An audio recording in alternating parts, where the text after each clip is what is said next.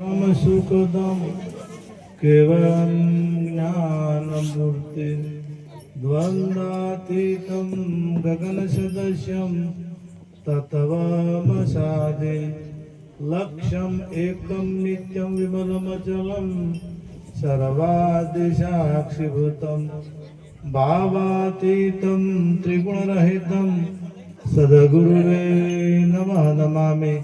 सद्गुरु महाराजनी जय। धारेलारी गुरु संतनो जय। कृष्ण कन्हैया लाल આપણે પરમાત્માના નામ લેવા માટે જ મળ્યા છે, તો પરમાત્માનું નામ લેવામાં આપણને કદાચ તકલીફ પડતી હોય તો ભજન તો આપણાથી ના થાય. નામ પરમાત્માનું લેવું છે તો પરમાત્માનું નામ લેવામાં બધાને હરખ આવવો જોઈએ. ભગવાનનું નામ લેવામાં દુઃખ ના આવવું જોઈએ અને ભગવાનનું નામ લેવામાં કંટાળો ના આવવો જોઈએ અને ભગવાનના નામ લેવામાં આળસ કરાય. એટલે બધાય બોલો જય, એટલે આજુબાજુ બધાને સંભળાય. બોલો સનાતન ધર્મની જય। ખૂબ ખૂબ ધન્યવાદ.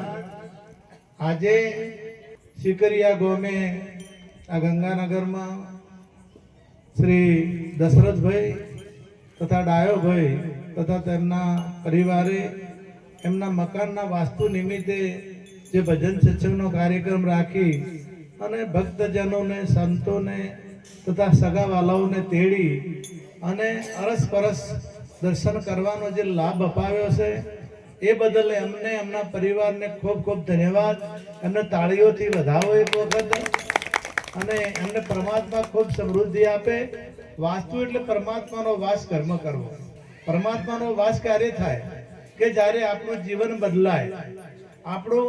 આપણને આ જે કિંમતી ધન જે મળ્યું છે, કિંમતીમાં કિંમતી ધન હોય તો મનુષ્ય જન્મ, અને એનાથી જો વધારેમાં વધારે આગળ વધીએ તો આ જે તન મળ્યું છે આ મનુષ્યનું, એ મનુષ્યનું તન જેટલા આપ્યું હોય એમાં એક એક શ્વાસની તમે કિંમત કરો તો અબજો રૂપિયા ખર્ચે એક શ્વાસ આપણને મળતો. જે શ્વાસ બહાર જાય છે એ પાછો આવતો નથી. એટલે બહુ કિંમતી છે. આ મનુષ્ય જન્મ ઘણો મોંઘો છે. એટલે આપણા ઉપર પ્રથમ માતા પિતાની કૃપા, પછી પરમાત્માની કૃપા. પરમાત્માની કૃપા થઈ, ઈશ્વરની કૃપા થઈ તારે આપણે મનુષ્ય જન્મ મળ્યો. અને બીજું માતા પિતાની કૃપા. માતા પિતાની કૃપા ના હોય તો આ સાધન મળે. એકલા પરમાત્માથી આ મનુષ્ય જન્મનો દેહ આપો ને એ પરમાત્મા આપી શકે નહીં. જો માતા પિતા ના હોય તો માતા પિતા સિવાય પરમાત્મા આ શરીરનું ઘડતર કરી શકે નહીં. એટલે માતા પિતાનું ઋણ આપણે ચૂકવી શકતા નથી, પરમાત્માનું ઋણ આપણે ચૂકવી શકતા નથી. કેમ કે તમને જે સાધન મળ્યું એ તમામ જીવો, ભારતના શું વિશ્વના તમામ જીવો તમે જુઓ, પશુઓ જુઓ, પક્ષીઓ જુઓ, કે ગમે એટલા પ્રકારના અનંત પ્રકારના જીવો છે. આપણને અમુક નામ પણ આવડતા એટલા બધા જીવો છે. એમાં હારામાં હારો જો કદાચ અવતાર હોય, શ્રેષ્ઠમાં શ્રેષ્ઠ જો કદાચ કૃતિ હોય તો એ મનુષ્ય જન્મ. મનુષ્ય જન્મ શ્રેષ્ઠ શા માટે કીધો કે એમાં તમને કર્મ કરવાની છૂટી મળી. બીજા જન્મમાં નથી છૂટી મળી. તમને પશુનો જો કદાચ શરીર મળે, ગાય, ભેંસ, બળદ, બકરી આ બધાનું કદાચ શરીર તમને મળે, સાધન મળે, તો પરમાત્માએ જે નક્કી કર્યું છે એ જ તમે ખાઈ શકો. બીજું ખાઈ પણ શકો. એમણે નક્કી કર્યું એ બોલી શકો. બીજું તમે બોલી શકો નહીં.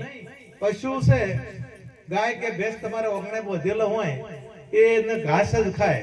ભૂખે મરી જાય તો મોજ ખાય.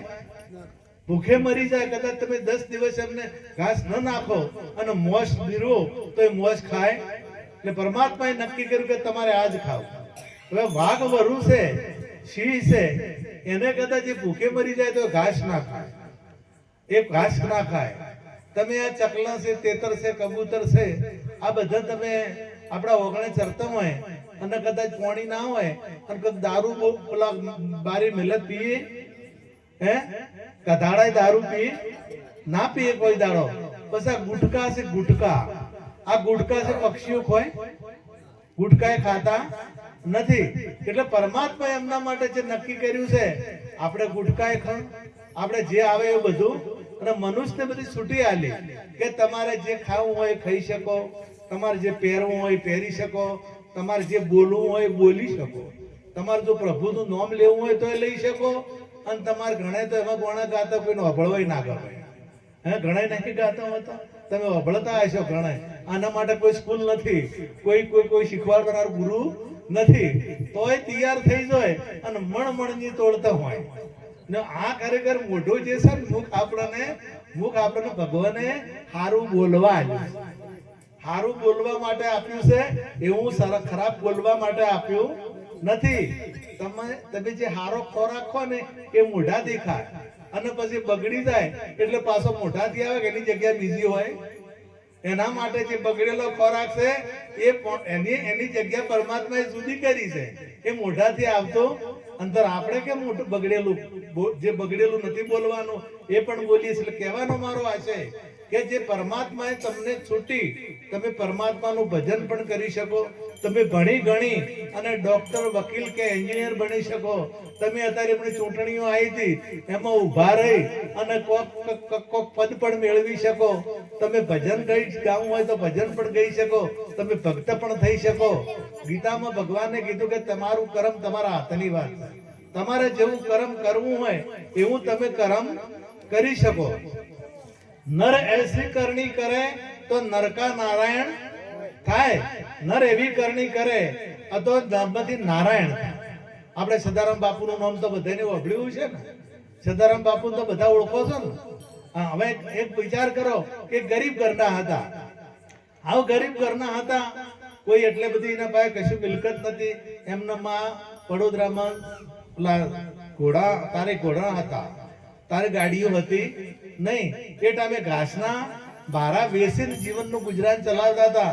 તો અત્યારે તમે જો તો સદારામ બાપુનું કોઈ દુકાન લગભગ પાટણમાં ને હારીજ કે થરામાં તમે જો તો કોઈ દુકાન નહીં હોય બાકી કે જો સદારામ બાપુનો ફોટો ના હોય.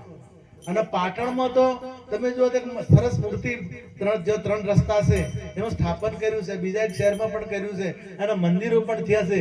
આ આપણા જેવા છે. સદારામ બાપુ આપણા જેવા જ હતા, રામચંદ્ર ભગવાન પણ આપણા જેવા હતા, કૃષ્ણ પરમાત્મા પણ આપણા જેવા હતા, નરસિંહ મહેતા, જલારામ બાપા આપણા જેવા હતા. પણ એમણે કર્મ કર્યું તો એ પૂજો છે. આપણે બાપ દાદા આપણી પેઢીમાં આપણને ચોથી કદાચ 5મી પેઢી સુધી અમુકને નામ આવડતા હોય છે, અમુકને વળી કદાચ 6ઠી 7મી સુધી નામ આવડે, પણ આગળની પેઢીના આપણે નામ પણ આવડતા. આપણે બારોટને પૂછવું પડે કે અમારા બાપ દાદાનું નામ શું હતું, એ આપણને ખબર હતી. હવે તમે રોમાપીરને વર્ષ કેટલા થયા તો કોઈને પૂછવું પડે. નરસિંહ મહેતાને વર્ષ કેટલા થયા, જલારામ બાપાને વર્ષ કેટલા થયા, તો એ નામ આપણને યાદ આવે અને એ આપણે ઓળખીએ. પણ પેલા જે છે એ આપણે ઓળખતા. આપણા વડીલો છે, આપણા દાદા છે, તો આપણા દાદાનું નામ આપણને આવડતું નથી. કેમ નથી આવડતું? કે એમણે કઈ કર્મ એવું કર્યું નથી કર્મ કર્યું એટલે એમનું નામ પ્રસિદ્ધ. હવે તમારે નામ જો તમારે કરવું છે તો કરી લો કમાણી હરી નામની, અને એના માટે આ પ્રભુનું નામ તમારે લેવું પડે, સિવાય મેળ આવતો. હાલના સમયમાં આ હમણાં જ મેં ગીત વાપર્યું હતું, બહેનો ગાતી હતી, અને આ બહેનો બેઠી બધી ગાતી છે. એમાં એક લીટી આવી હતી કે ફરતા મલકનો ફરતો જોગીડો, સોડાવે રામનું નામ. આ ગોય છે ને બધે, તમે ગો છો નહીં ગાતા? તમારે કશી અમાર બાજુ ગવરાય છે, તમારી બાજુ ગવરાય છે કે નહીં ગવરાતો અમને ખબર નથી. એ રીતે ગાતા હોય છે, ફરતા મલકનો ફરતો જોગીડો, આ રીતના ગાતો હોય છે કે છોડાવે રામનું નામ. હવે એમાં આગળ શું કે છે કે કોતો સીતાજી તમને અલગ અલગ દાગીનાઓનું નામ લઈને કે કડલો ઘડાઈ આપું છોડીદા રામનું નામ, તમને ઓહળી ઘડાઈ આપું છોડી દો રામનું નામ. તો સીતાજી શું કે છે કે તારી ઓહળી પથ્થરે પસાડું, નહીં છોડું રામનું નામ. તારા કડમાં પથ્થરે પસાડું, નહીં છોડું રામનું નામ. કહેવાનો ભાવ શું કે મારે તારી હોનોય જોઈતું નથી, તારી ચોદીએ જોઈતી નથી, પણ મારું જે રામનું નામ છે ને એ તારી ચોદી અને તારા હોનાથી કિંમતી છે. તે હોનાથી હીરાથી પણ રામનું નામ કિંમતી છે એ હું છોડું નહીં. એ સીતાએ વાત કરી નથી, પણ આપણા સીતાએ વાત ભલે કરી હોય, પણ આપણા જીવનમાં એ ભાવ આવવો જોઈએ કે એક બાજુ મિલકત છે, એક બાજુ પ્રભુનું નામ છે. તો અઢળક મિલકત હોય તો અઢળક મિલકત થી એ રામનું નામ મહાન છે, એ પરમાત્માનું નામ મહાન છે. એટલે પરમાત્માનું નામ આપણે છૂટવું જોઈએ. પ્રભુએ આપણા ઉપર કૃપા કરી અને સુંદર સાધન આપ્યું છે. દેવોને પણ દુર્લભ, દેવો જેની પ્રાર્થના કરે છે કે હે પરમાત્મા, અમને એક વખત મનુષ્યનો જન્મ આપો તો અમે પ્રભુનું ભજન કરી શકીએ. અને તમને પ્રત્યક્ષ પ્રમાણ આપો. તમારા બધાને મળીને કદાચ કરોડનું મંદિર બનાવવું હોય તો દેવોનું બનાવો કે ના બનાવો? તમે બનાવી શકો કે ના બનાવી શકો? તમે અમને પેડા ખવડાવવા હોય તો ખવડાવી શકો, તમે અમને લાડવા ચડાવવા હોય તો ચડાવી શકો. તમારે જે ખવડાવવું હોય એ કેના આધારે બેઠા છો?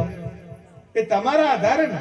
તમે જો કદાચ ધૂપ કરો તો મેળાવે, અને તમે ધૂપ ના કરો તો જય ગુરુ મહારાજ. જો તમે પડલીઓ ભરો તો બરાબર, અને ના ભરો તો અરે દરવાજો એ જાતે ઉગાડી શકતા નથી. તમારો આધાર લેવો પડે છે. એટલે તેઓ પ્રાર્થના કરે છે પરમાત્માને કે એક વખત અમે મનુષ્યનો જન્મ આપો. કેમ કે જેની જે પોસ્ટ હોય ને એ પોસ્ટ થી આગા પાછું કોઈ થઈ શકતું નથી. આપણે કલેક્ટરની પોસ્ટ હોય તો કલેક્ટર છે ને એ પછી એના ઉપરી સાહેબ નું કામ કરી શકે. મામલતદાર હોય તો એની પોસ્ટ હોય એ જ કામ કરી શકે. પટાવાળો હોય તો પટાવાળાનું કામ કરી શકે, એ મામલતદાર કે કલેક્ટર નું કામ કરી શકે નહીં. એમ દેવોને પણ એક કામ આપેલું છે, અને એ કામ છે એ બીજું કરી શકતા નથી. અને તમને એક એવા બનાયા કે તમારે જે કરવું હોય કરો. તમારે દેવોને પણ એટલી છૂટી નથી મળી, જે કરવું હોય દેવું નથી કરી શકતા.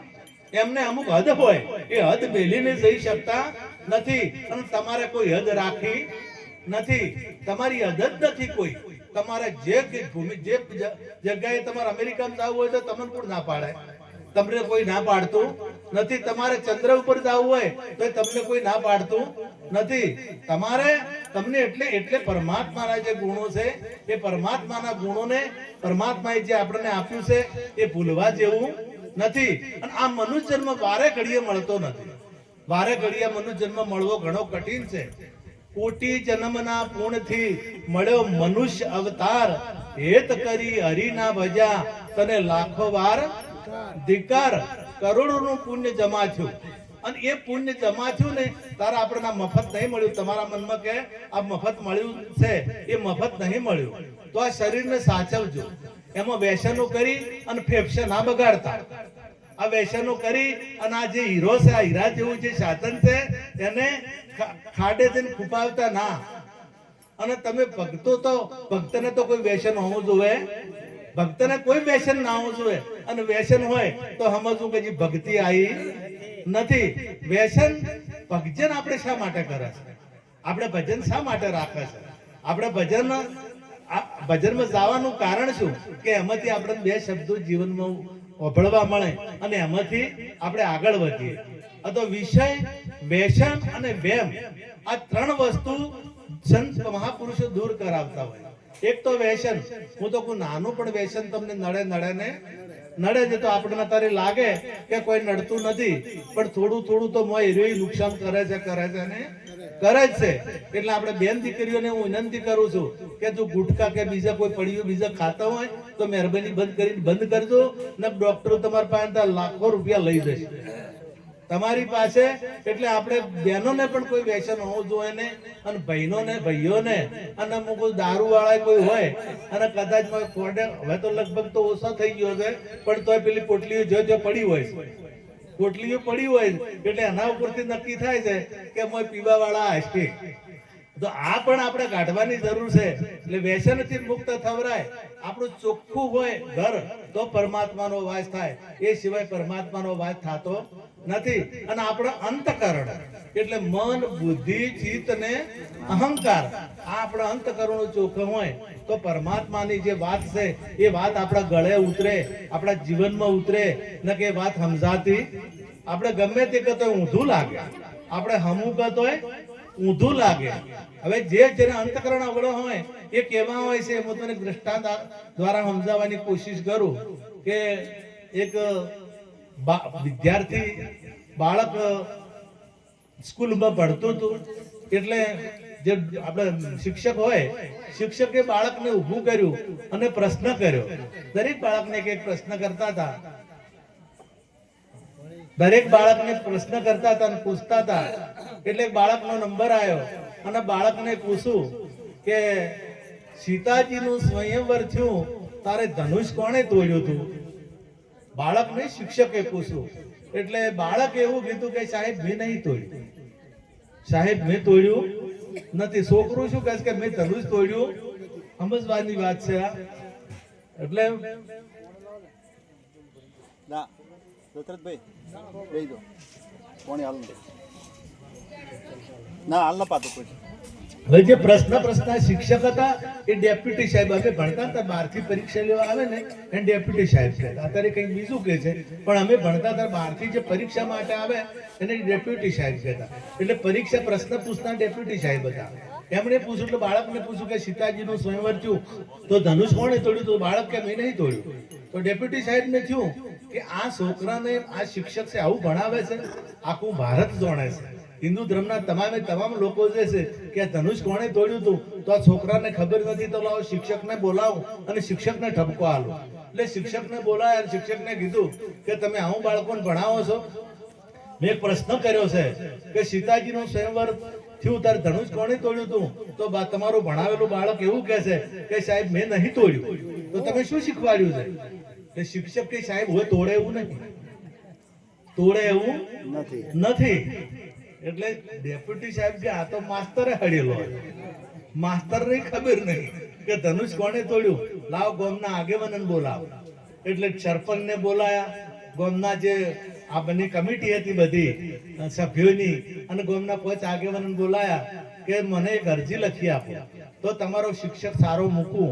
કેમ કે આ શિક્ષક તમારા બાળકોને ભણાવશે નહીં અને આ શિક્ષક દ્વારા તમારા બાળકો કોઈ સાહેબ થશે નહીં. તો તમને લખી આપો એક અરજી, તો હું તમને બીજો શિક્ષક મૂકું. એટલે બધા ગામવાળા કે સાહેબ આમ શું થયું, તમે અમને વાત તો કરો. એટલે સાહેબે કીધું કે મેં પ્રશ્ન કર્યો છે કે સીતાજીનો સ્વયંવર થયું તો ધનુષ કોણે તોડ્યું હતું? તો છોકરું એમ કહે છે કે મેં નહીં તોડ્યું. અને તમારા સાહેબને પૂછું તો તમારો સાહેબ એમ કહે છે કે છોકરું તોડે એવું નથી. આ તો ગામવાળા બધા કે સાહેબ હાસી વાત છે, છોકરું તોડે એવું નથી. સાહેબના બાજુમાં જ રહે, કદાચ તોડ્યું હોય સાહેબને ખબર હોય. અને આ ડખો અમારા ગામમાં કદી થયો જ નથી. અને કદાચ ભૂલે ચૂકે તૂટી ગયું હોય તો અમે ફાળો કરીને નવો કરાઈ જાય. પણ આ બધો પ્રશ્ન હવે સાહેબને ચક્કર આવ્યા તો કે ગોમે બાળક તો ઊંધું, શિક્ષકે ઊંધો અને ગોમે આખું ઊંધું. હવે હું એને કઈ રીતના સમજાવો? એટલે આ મેં બીજા કોઈ ગોમની વાત કરતો, પણ આ જે ગોમ છે, આ જે ગોમ છે, આ અમે જે મન, બુદ્ધિ, ચિત્ત અને અહંકાર, આ ચારે ચાર જણા આવડા પડ્યા હોય અને સાચી વાત સમજાતી નથી. એટલે સાચી વાત સમજવા માટે આપણે મન, બુદ્ધિ, મન ચોખ્ખું હોવું જોઈએ, ચિત્ત ચોખ્ખું હોવું જોઈએ. બુદ્ધિ આપણી બુદ્ધિ 3 પ્રકારની હોય. બુદ્ધિ 3 પ્રકારની હોય. ઘણા બુદ્ધિથી બેંકો તોડવાનું કામ કરે, કદાચ ચોરી કરવાનું કામ કરે, ઘણા તમે કંભોડું કામ કરવાનું કરે. આ રોડ ખાઈ જાય નહીં ખાઈ જતા? આ પેલા ગોમમાં સંડાસ આવે તો સંડાસ ખાઈ જાય. આ બુદ્ધિ થી ખોઈ કે તો એની બુદ્ધિ અવળી હોય એ કોઈ દાડો હવળું કરી શકે નહીં. મોટા આ ભણવાની આપણે બધા વાતો કરે છે, પણ આ બધા મોટા કંભોડું કરે કે નહીં કર્યા? ભણેલે કરે કે ભણે કર્યા? હે તમે આખે કદાચ મોટી ગ્રાન્ટો ખાઈ જાય છે. એ કોણ કોઈ ફૂલ ખાઈ ગયા, આખા ફૂલ, ઘણા એવા ફૂલ ખાઈ ગયા. તો કોણ કોઈ ભણેલા કા? પણ હે ભણેલા કોઈ કેમ ભણેલા કોઈ? કે સંસ્કારો નથી, એકલું શિક્ષણ છે. અને બુદ્ધિ તામસી છે. તામસી બુદ્ધિથી ગમે એટલો ભણે, ગમે એટલો ઊંચો જાય, ગમે એટલો આગળ જાય, નેતા થઈ જાય. પણ જેની તામસિક બુદ્ધિ હોય, જેના સંસ્કારો ના હોય, કોઈ દાડો એ સારું કામ કરી શકે નહીં. તમે વાતો થોડી વાર મત કરજો, અમે કાલ નહીં આવવા હોય. તમે ચિંતા ના કરતા. તમારે આજનો દાડી ભલે ના ગમતું હોય તો ઘણી વાર બેસજો. એટલે કાલ તમને ઠપકો નહીં આવે કોઈ. આજનો દાડી વપડો જ. એટલે અને કઈક અમે આયા છે કોઈક લેજો હોય તમારા મતલબ કે ભજન રાશે અને અમારા ઘેર આયા તમારા બધું કલ્યાણ થઈ ગયું એવું નથી. તમે તમારા જીવનમાં ઉતારશો તો કલ્યાણ થશે. તમારા જીવનમાં જો આવશે તો કલ્યાણ થશે. અને અહીંયા તો આજુબાજુ તો ઘણા બધા ભક્તો છે, આજુબાજુના બધા ગામમાં ભક્તો છે અને તમામ ગામમાં મોટા મોટા મેળાવડા હોય છે, મોટા મોટા સંતો આવે છે. તો આપણા જીવનમાં સંસ્કારો હોવા જોઈએ. બાજુનો થોડો કદાચ છે જ કાશ્મીરમાં વરસાદ વરહે ને તો હવે ઠંડક આવે. કાશ્મીરમાં વરસાદ વરહે તો હવે ઠંડક આવે. અને ઠેસ રણ તપે ને કચ્છનું તો હવે ગરમીની લૂ આવે. અને તો તમારી આજુબાજુ ભજન થતું હોય, સત્સંગ થતું હોય, તમારા ઘર સત્સંગ થતું હોય તો એની અસર થવી જોઈએ ને થવી જોઈએ. એ સિવાય આ જીવન મોંઘું બહુ. મેં વારંવાર કહું છું કે જીવન ઘણું મોંઘું છે, વારે ઘડિયા મળતું નથી. પરમાત્માને બધાને પ્રાપ્ત કરવા છે. પરમાત્માને કેને નથી જોતા? પરમાત્માના દર્શન બધાને કરવા છે. પરમાત્માના દર્શન ટોટલ લોકોને કરવા છે. પરંતુ દર્શન કરવાની રીત છે એ રીત અપનાવતા નથી. પરમાત્માનું દર્શન કરવા માટે આપણે સાચા સદગુરુના શરણે જવું પડે. અને સાચા સદગુરુના શરણે જવાય તો જ બેડો પાર થાય. એ સિવાય બેડો પાર થતો નથી. અને રીત ના આવે ને રીત તો તમે ગમે એટલી મહેનત કરો. તમે કદાચ હવે બોર કરવો હશે અને તમને કોઈ કીધું કે આપણે 50 ફૂટનો 100 ફૂટનો બોર કરશે તો પાણી થાય. અને તમે 10 ફૂટના 10 ખાડા ગાળો તો પાણી થાય? હા, તમે ખાડા તો ગાળ્યા છે, રીત કરી છે, પણ હવળી કરી છે, હવળી કરી નથી. એટલે જે પરમાત્માને પ્રાપ્તિ કરવા માટેની રીત સદગુરુ ચરણે જવું પડે. દારૂ, જુગાર, ચોરી, મોસાહાર, વ્યભિચાર એનો ત્યાગ કરવો પડે. એક સિટી હતી, શહેર હતું, અને શહેરની અંદર બે પતિ પત્ની રહેતા હતા. આ રીતની વાત કરું. બે પતિ પત્ની રહેતા હતા, ભણેલા ગણેલા હતા. પતિ નોકરી કરતો હતો, પત્ની ઘેર હતી, બાળક હતું નહીં. આખું કુટુંબ તમારા શકરિયા જેવા ગોમડે રહેતું હતું. એટલે કોઈ નળદ કે કોઈ જેઠાણી કે દેરાણી હતા નહીં. આ બે જ હતા. એટલે વાતો આપણે જુઓ, પતિ પત્ની હોય ને કોક દાડો તો થોડાક નો ઝઘડો થયા વગર ના આવે. તમારે બધાને કોક દાડો થયું જ છે, થાય જ. કોઈ દાડો એવું ના બને કે પતિ પત્ની નો લડાઈ થઈ ના હોય. અમારે થાય છે તો તમારી તો વાંચો કોમ કરે. બધાને કોક દાડો અને ગમે તારો તમારું એ હેડવાય ના. તમારે ગમે એટલા મન કરો ને તો પછી જે એનું ધાર્યું જ થાય.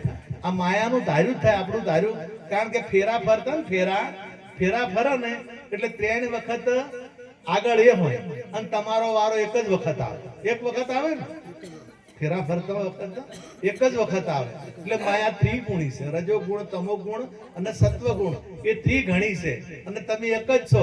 જો તમે એક વખત આગળ નીકળી જા નકે પછી જય ગુરુ મહારાજ. માયા કોઈ જીતવા દેતી. તમારે ફેરા ફરતા બધી જગ્યાએ તમે નમસ્કાર કરવા જો ને, પગે લાગવા જો ને, એટલે બધી જગ્યાએ જઈ હાથે નમ્યોમાં હાથ અડાડે.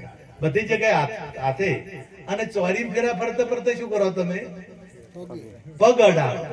પેલા છેતરપાળ બેહાર્યો હોય ને એ છેતરપાળ ને પગ અડાડો. અહીંયા હાથ અડાડતા નથી. આ તો આધ્યાત્મિક સિદ્ધાંત ઘણી લોબી વાતો છે, પણ મારે એ બધી વાતો કરવી નથી. છેતરપાળ એટલે મન. છેતરપાળ એટલે મન. આ મન જો દબાઈ જાય તો બેડો પાર. નકે કોઈ દાડો હારી માયા જીતવા જાય ના. ઉંદરડાને એટલે સિંહની જોન જાતી હતી. સિંહની જોન જાતી હતી. એટલે મેં પેલા દરદુડીએ વાગતા હતા, ડીજે વાગતું હતું, અને ધીબાકા બંધમાં રમાતું હતું. કોઈ પટાક ખેલતા હતા, કોઈ કૂદકો મારતા હતા. આ બધું થતું. એટલે હું એક ઉંદરડો રમવા માંડ્યો. એટલે પેલા બીજા કે હાડ્યો તો તું કેમ આવ્યો છે મારી સિંહોની જોનમાં? તું તો ઉંદર છે. એટલે પેલો કે ભાઈ રવા દો, હું એ સિંહ જ હતો. તો કે કેમ છું? કે આ તો પૈણ્યા પછી આવું છું છે. એટલે તમે કદાચ આ બધું તમે અત્યારે ભલે ઠેકડો મારો, કૂદકો મારો, પણ તો પહેલ તમારે આવું જ છે. પણ તો પહેલ તમે ઉંદરડો. એટલે જે માયા છે એના ઉપર ચડી વાત પટી. એકદમ વાત આવી છે એટલે કહી દઉં. સુડવેલ મળી રાતની. એટલે પહેલા હતી, હવે જાતી રહી છે. હવે જોઈ દેખાતી. અને હવે તો સુડવેલી પૂજા કરે છે. હવે જોઈ તો મંદિર બનાયા. પણ પહેલા તો બધા દિયા હતા. એટલે ભાઈને મળીને એટલે એને આવડા દોત બતાડ્યા. પેલા જ બીક ના લાગી. મોટા દોત બતાયા, મોટા વાળ બતાયા, અને પછી હાડ પિંજર બતાવ્યું તો એને ડર ના લાગે. એટલે પેલી કે સુરવેલ કે તને બીક નહીં લાગતી કે ના કે કેમ કે ઘેરે છે મારે કે હું તું સૂટા પોરે પીવરાવે છે અને ઘેર પોતે લાંબુ પીવરાવે છે એટલે સુરવેલે નક્કી કર્યું કે પૈણેલો કોઈ દાડો વતાવા ને આ કહેવાનો ભાવ મોહન કહેતો નહીં, હું નહીં કહેતો. માયાની વાત છે, માયાની વાત છે. પણ તોય આપણે આપણું તો હેડવા નાજી એ તો મને અનુભવ છે. એટલે આ બે પતિ પત્નીને ઝઘડો થઈ ગયો, બોલવાનું બંધ થઈ ગયું, બોલે ના. હવે બે જણા જ હતો એટલે કોમ ભણાવવું હોય તો કઈ રીતના ભણાવે? એટલે પેલા એક વચ્ચેનો રસ્તો કાઢ્યો, કાગળ લે, કાગળમાં ચિઠ્ઠી લખે કે આજે તેલ થઈ રહ્યું છે એટલે વાલા પતિદેવ હોજે તેલનો ડબ્બો લેતા આવજો. એટલે પેલા ભાઈ હોજનો તેલનો ડબ્બો લેતા આવે. આપણે આજે ખોટ થઈ રહી છે, શાકભાજી લાવવાની છે, વાલા પતિદેવ લેતા આવજો. એટલે લઈ આવે. હવે પેલા ભાઈને કોમ હોય તો એ લખી કે મારું વ્હાઈટ પેન્ટ અને કાળું શર્ટ ધોઈ નાખજે તારો વાલો, આ ચિઠ્ઠી લખીને મૂકી દે. એટલે પેલી ભાઈ વોચે અને આ કોમ કરી દો. હવે 2-3 દાડા થઈ ગયા પણ એને અબોલાબ છૂટે નહીં. એટલે આ ભાઈને 12 ગોમ જવાનું થયું અને વહેલું ઉઠવાનું. હવે વહેલો આ ભાઈ ઉઠવાનો ઊંઘણ હતો એટલે ઉઠે ના વહેલો, કોઈક જગાડે ને જબરદસ્ત તારા જાગે.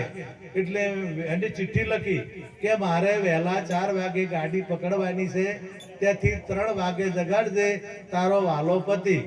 એમ લખી નીચે સહી કરી અને ટેબલ ઉપર ચિઠ્ઠી મૂકી દીધી. ટેબલ ઉપર ચિઠ્ઠી મૂકી એટલે પેલી ભાઈ 3 વાગે જાગી. બીજું કાગળ લીધું અને કાગળમાં લખ્યું કે વાલા પતિદેવ 3 વાગી ગયા છે, ઉઠી જો તમારી વાલી પત્ની. આ ચિઠ્ઠી ટેબલ ઉપર મૂકી દીધી અને પેલો 7 વાગે ઉઠીને ચિઠ્ઠી જોઈ. આ જાગે હારે એમ છે. મને મહેનત તો કરી ને, મહેનત કરી પણ જાગે એવી કરી. મારો કહેવાનો ભાવ તમે સમજો. દ્રષ્ટાંત આપણે હસવા કાઢવાનું હતું નથી. એની મહેનત કરી, જાજી વહેલી ઉઠી, કાગળ લીધું, પેલી લખ્યું મોય, પણ એ જાગે એવી મહેનત. એને ખાલી શું કરવાનું હતું? પકડવાનો હતો ને લાવવાનો હતો. ઉઠો સવાર પડી ગયું છે એ જ કરવાનું હતું કે પણ અવળી રીત કરી એટલે જાગી શકી નહીં. એમ આપણે પરમાત્માને પ્રાપ્ત કરવાની જે રીતો છે એ રીત સાચી નહીં હોય તો પરમાત્માનો સાક્ષાત્કાર થશે. પરમાત્મા વ્યાપક છે. ગીતામાં ભગવાને કીધું સર્વભૂતાનમ સર્વભૂતાની જ આત્માની ઈક્ષતે યોગ યુક્ત આત્મા સર્વત્ર સમ દર્શિનમ. બધી જગ્યાએ પરમાત્મા છે, પરમાત્મા વગર કોઈ જગ્યા ખાલી નથી. પરંતુ આપણને દ્રષ્ટિ ગીતામાં ભગવાને કીધું કે મારી દિવ્ય દ્રષ્ટિ વિના હું દેખાવ એવો નથી. મારી દિવ્ય દ્રષ્ટિ હશે તો જ તમે મને જોઈ શકશો, એ સિવાય તમે મને જોઈ શકશો નહીં. એમ આ ઓખમાં જો દ્રષ્ટિ આવે, આ દ્રષ્ટિ ખુલી જાય તો તમને 100% આ બધી જગ્યાએ પરમાત્મા જે વ્યાપક છે.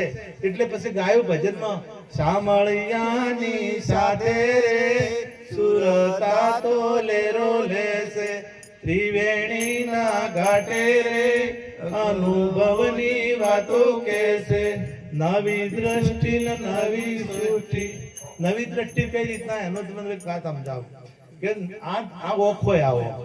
નાનું છોકરું હોય તમે ભણવા મેલો અને એને લખતા આવડતું નથી, ક નથી આવડતો, ખ નથી આવડતો, એકડાની એને ખબર પડતી નથી અને બાળક બોર્ડ ઉપર લખે એકડો કે બગડો કે ક, તો એ બાળકને દેખાય કે ના દેખાય? દેખાય ને. હે દેખાય તો એને શું દેખાય? એકડો દેખાય. એને એકડો દેખાય, એને લીટા દેખાય, કારણ કે એકડાની ખબર પડતી નથી. પણ ભણે, થોડાક દાડા અભ્યાસ કરે તો એની એવો કે ત્રીજું લોચન ખોલે અને બુદ્ધિ દિવ્ય દ્રષ્ટિ આવે અને એની એવો કે ક દેખાય, ખ દેખાય, એકડો દેખાય અને બગડો દેખાય. આ દેખાય કે નવી એનામ દ્રષ્ટિ મળી. એટલે આપણને નવી દ્રષ્ટિ મળે તો પરમાત્માની પ્રાપ્તિ 100% થાય ને થાય. આટલું કઈ મારી વાણીને વિરામ આપું. બધા તાળીઓથી એક વખત આ ઘર ધણીને વધાવો અને ખૂબ ખૂબ એને પરમાત્મા પ્રગતિ કરાવે અને ખૂબ વૃદ્ધિ થાય. આપણે આ જો ઘણું ખરું તો હમું કરવામાં જ છે. અડધી રાત તો ભજનનો ટાઈમ હતો ને એ આ બધું હમું કરવામાં જો છે.